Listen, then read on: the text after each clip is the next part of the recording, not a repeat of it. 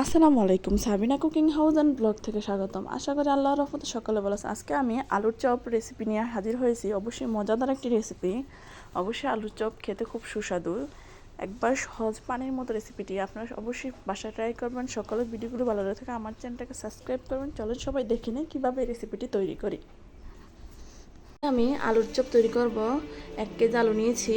আলুর চপ বা আলুর দম, চলেন সবাই দেখি নেই কীভাবে এই রেসিপিটা তৈরি করে মজাদার সুস্বাদু স্পেশালিভাবে আলুর চপ। প্রথমে আমি আলুগুলি ছুলে নেব। আলু ছিলে কেটে নিয়েছি, দেখেন কত সুন্দরভাবে আমি কেটে নিয়েছি। একটা আলুকে 4টা পিস করছি। এবার আমার কাজ হচ্ছে এই আলুগুলি একটু সিদ্ধ করে নেব। 50% সিদ্ধ করে নেব আলুগুলো গরম পানি দিয়ে দিয়েছি। এভাবে আমি কিছুক্ষণ সিদ্ধ করে নেব।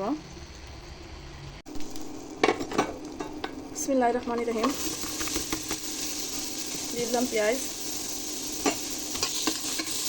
এবার দিয়ে দিচ্ছি সয়াবিন তেল।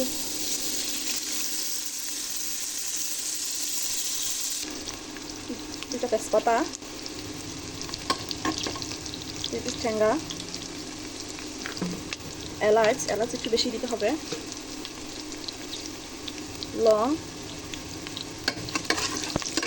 অবশ্যই আলুর চপ বা আলুর দম তৈরি করতে হলে মাংসের মতো করে মশলাটা কষিয়ে নিতে হবে। দেখেন লালচে ভাব চলে আসছে। এবার আমি হলুদ গুঁড়া দিয়ে দেবো। 1 কেজি আলুর জন্য যতটুকু প্রয়োজন আমি অতটুকু ব্যবহার করছি। অবশ্যই আপনারা কম বেশি নিজেরা ব্যবহার করতে পারবেন। ধনিয়ার গুঁড়া,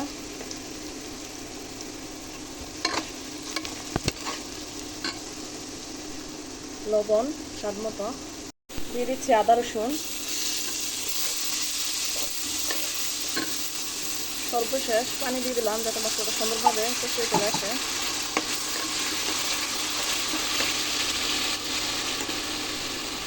অবশ্যই আলুর চপ রান্নার সময় মশলাটা অবশ্যই মাংসের মতনটা টান আসতে হবে।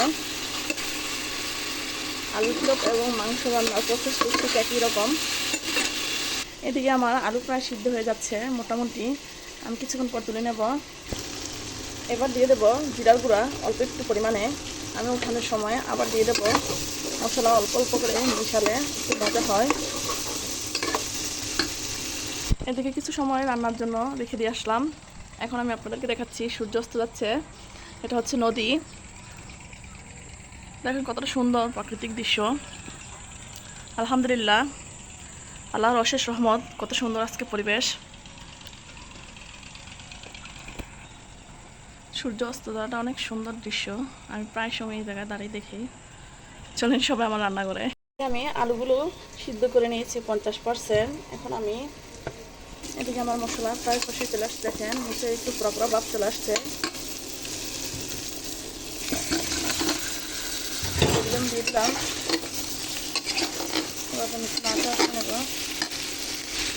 দিয়ে দিলাম 4টা কাঁচামরিচ। এবার আমি আরও 5 মিনিট জল করে নেব। দিয়ে দেবো প্রাণ সস।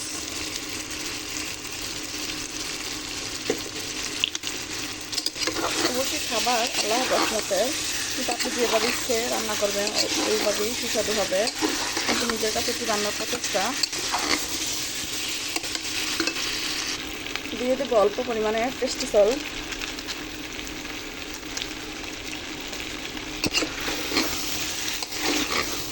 এখন আমার সুন্দরভাবে কষাই চলে আসছে। এবার আমি জল দিয়ে দেবো। অবশ্যই একটু অল্প পরিমাণে জল দেবো, কারণ আলুটা তো প্রথমত সিদ্ধ করে নিয়েছি। এবার আমি ঢাকনা দিয়ে ঢেকে দেবো কম আঁচে।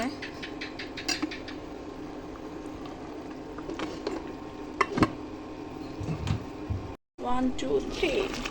আমার মনে হচ্ছে যেমন আমি আজকে মাংস পাকাচ্ছি, এরকম মনে হচ্ছে।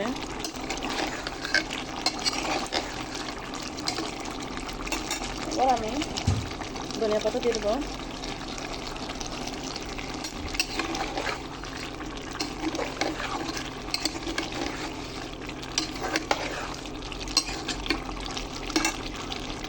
এভাবে আমি আরও 5 মিনিট চাল করে নেবো। ঢাকনা দিয়ে দিলাম। সর্বশেষ আবারও জিরার গুঁড়ো দিয়ে দিলাম।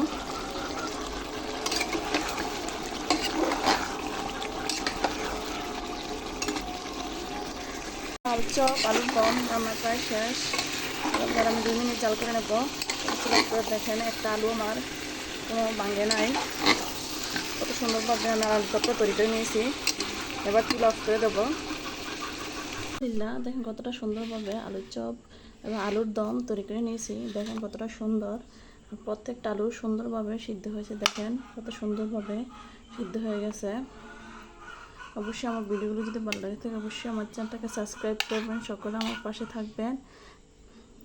সকলের জন্য দোয়া রইল। ফি আমানিল্লাহ। আল্লাহ হাফেজ।